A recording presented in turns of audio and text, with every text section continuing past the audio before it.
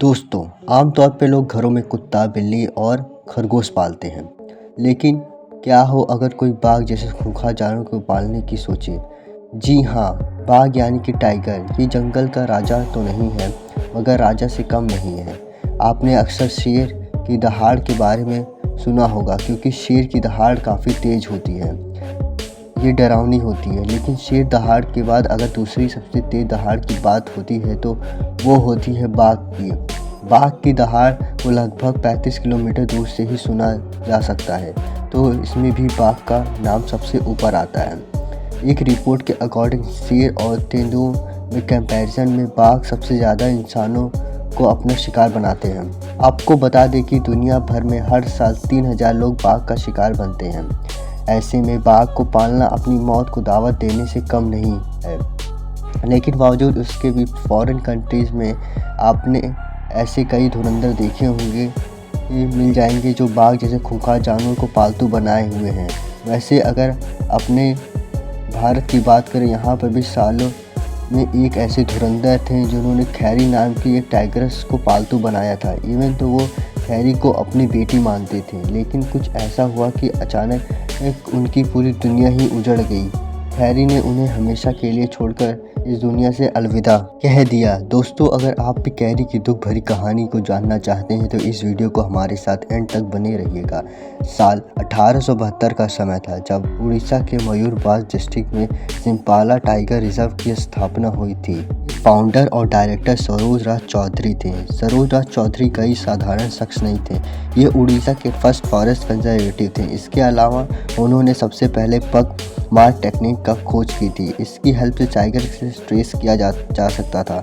अगर बात करें सिम्पलीपाल की तो 2220 किलोमीटर में फैला सिम्पलीपाल जंगल तरह तरह के पेड़ों और जानवरों से भरा पड़ा है।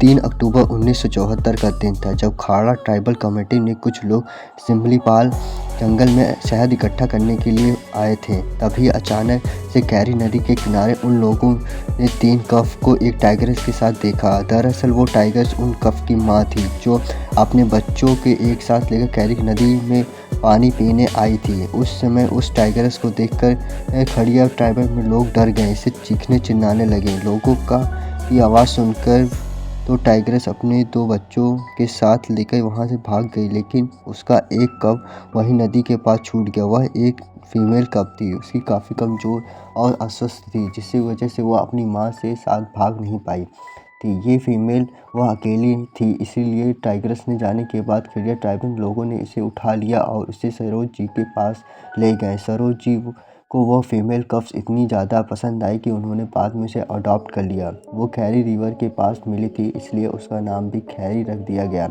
उस समय के साथ साथ खैरी अब बड़ी होने लगी। जैसे जैसे वो बड़ी होती गई, लोगों का ध्यान अपनी तरफ खींचती गई। दोस्तों, सरोज जी का बंगला अब खैरी का घर बन चुका था और खैरी उनकी लाडली बन चुकी थी। सरोज जी की अपनी कोई संतान नहीं थी, तो इस वजह से वह और उनकी पत्नी खैरी को ही अपनी बेटी मानते थे। खैरी को सुख सुविधा का पूरा ध्यान रखते थे। खैरी भी उन्हें अपना परिवार जैसा मानती थी। खैरी सिर्फ सरोज जी की पत्नी निहार नानी द्वारा परोसा गया खाना ही खाती थी। अगर किसी दिन कोई और खैरी को खाना के लिए खाना देता तो खैरी सारा दिन भूख से ही वही रह जाती, लेकिन वह उस खाने को नहीं खाती थी। यहाँ पर खुद अंदाज़ा लगा सकते हैं कि खैरी का सरोज जी कि और उनकी पत्नी के साथ किस तरह का रिश्ता बन चुका था। वैसे खैरी इकलौती जानवर नहीं थी जो सरोज जी के बंगलों में रहा करती थी, बल्कि अन्य जानवर सरोज जी के बंगलों में रहा करते थे, जैसे बियर कफ, क्रोकोडाइल, हाइना, मोंगी शामिल थे।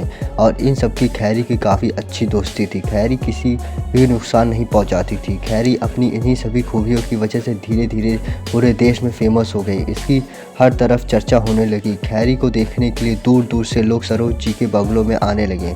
खैरी खुशी खुशी सबकी मिलती थी। लोग भी खैरी को मिलकर काफ़ी खुश होते थे। और जो भी क्यों ना ये ऐसी अनोखी बाघनी को लोगों ने अपनी ज़िंदगी में पहली बार जो देखा था। ऐसे जैसे जैसे खैरी बड़ी हो गई रही थी, सरोज जी का अपने बंगलों में रखने की तरह तरह की दिक्कतें का सामना करना पड़ रहा था। खैरी को खुद से दूर करना भी उनके लिए आसान नहीं था। वह अपने परिवार का हिस्सा बन चुकी थी। हालांकि खैरी में बढ़ते साइज को देखकर सरोज ने 1-2 बार उसे जंगल में भी छोड़ आए, लेकिन तभी खैरी हर बार सरोज जी को ढूंढते हुए वापस इस बंगलों में लौट आती।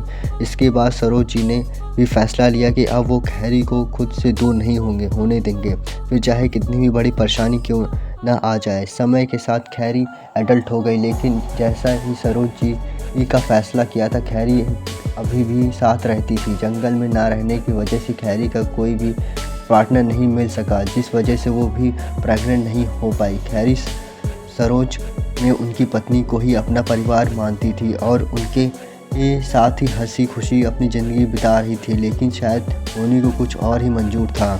18 मार्च 1981 का दिन था जब सरोज जी ये काम के सिलसिले से उड़ीसा में बाहर गए हुए थे। तभी कहीं से रैबिस के संक्रमित हुआ एक पागल कुत्ता उनके बंगलों में घुस आया। उस कुत्ते ने खैरी को काट लिया, जिसकी वजह से खैरी भी रैबिस की संक्रमित हो गई। धीरे धीरे खैरी की तबीयत खराब होने लगी और सरोज जी के आने तक उसकी हालत इतनी बिगड़ गई कि वो ठीक से चल फिर नहीं पा रही थी। अपनी लाडली को इतने दर्द में देखकर चौधरी का दिल पूरी तरह से टूट गया, लेकिन वह कर भी क्या सकते थे। और आखिरकार अंत में खैरी ने उन्हें छोड़कर हमेशा के लिए दुनिया से अलविदा हो गई। दोस्तों, अगर आपको रैबिस के बारे में नहीं पता हो तो आपको बता दूं कि रैबिस एक खतरनाक बीमारी है। ये बीमारी कुत्ते, बिल्ली और बंदरों से काटने से फैलती है। दरअसल अगर इन जानवरों में किसी को भी रैबिस की बीमारी हो, अगर उसने इंसान को काट लिया तो ये बीमारी फैल जाएगी। इसीलिए दोस्तों, अगर आपके घर में कोई पेट हो तो उसे समय समय तक वैक्सीन ज़रूर लगवाएं, और अगर किसी को रैबिस की जानवर हो तो वो खुद भी वैक्सीन ज़रूर ले ले। दोस्तों, खैरी को मरने के बाद सरोज जी ने उसे अपने बंगलों के लॉन में दफन कर दिया और जीवन भर खैरी को घर था। खैरी का खोने का दर्द सरोज जी बर्दाश्त न कर सके, जिस वजह से खैरी की मौत के 1 साल बाद ही उनकी भी हार्ट अटैक से मौत हो गई। दोस्तों, सरोज जी और खैरी की इस दुनिया से तो चले गए, लेकिन जाने से पहले वह दुनिया के सामने इंसान और जानवर की एक प्रेम की मिसाल छोड़ गए। दोस्तों, सरोज जी ने खैरी के जीवन पर एक किताब भी लिखी थी जिसका नाम खैरी द विल ऑफ टाइगर्स है। वाइल्ड लाइफ रेंजर को लेकर सरोज जी ने योगदान देते हुए पूरे साल 1883 में केंद्र सरकार से उन्हें देश के चौथे सबसे बड़े नागरिक पुरस्कार पद्मश्री से सम्मानित किया गया था।